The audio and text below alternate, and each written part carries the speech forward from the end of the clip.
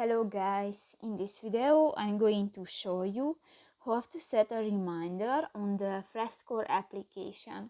But first of all, I just want to mention, please don't forget to subscribe to our channel, because at 100,000 subscribers we are going to show you our YouTube revenue statistics and growth strategy, how to make money online. So let's jump into it. First of all, open the application on your device.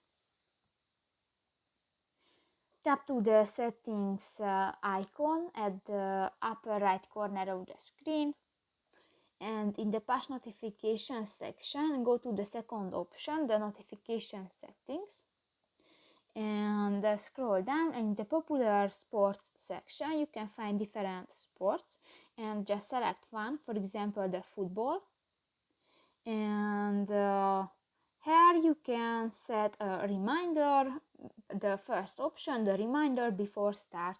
And if you want to enable, just click to the next white circle. And done.